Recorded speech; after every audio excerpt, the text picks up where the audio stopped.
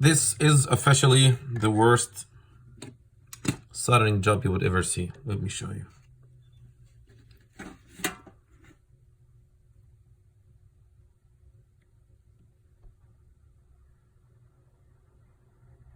There can't be anything worse than this.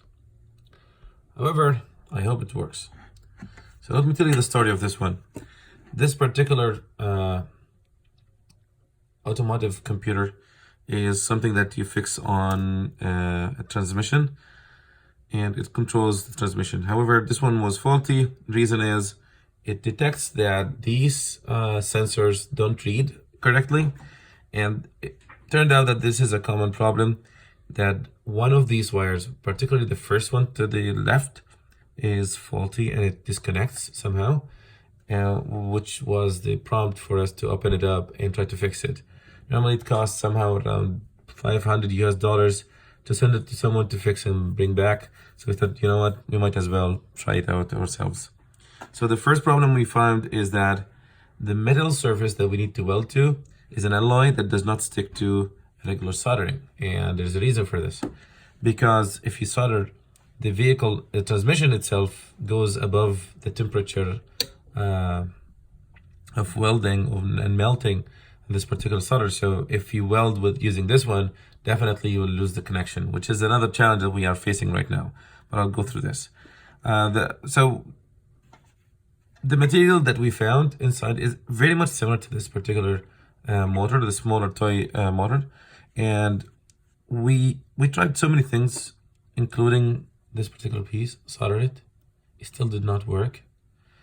And this is not aluminum for sure. It's steel, and it's actually it attracts the magnet, but it did not solder. So what we did is that I used 12 volts, and I can show you a little bit here. So I have this battery. It's a 12 ampere battery, and I connected these two wires. What I did is I tried to create some kind of like, imagine that this is a wire, and on each of the wires, I would just go like this, a little bit, so that I create a residue and different alloy material, basically. And when I did that and tried to use my soldering, this particular one did not work. However, the soldered it started working. And that's when I was, okay, now I'm good. I have a surface that I can weld to.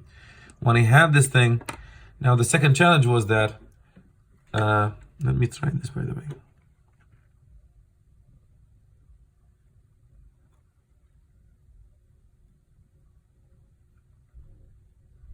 Yeah, same problem.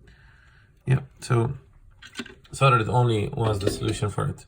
However, when we fixed it, then I had another problem, which is the wire itself that comes from the board is not something we could even weld to. So this was double problem. To fix this problem, what I did is I got this, which is, let me zoom out. This is, I don't know, it's a female plug or something that you use specifically for boards, and this is what it connects to. So what I did is I cut a piece of it, welded this thing into one of them into each of the boards, of course a smaller piece of it, not the whole thing, and then I inserted the wire, clamped on the wire, and filled it with solder.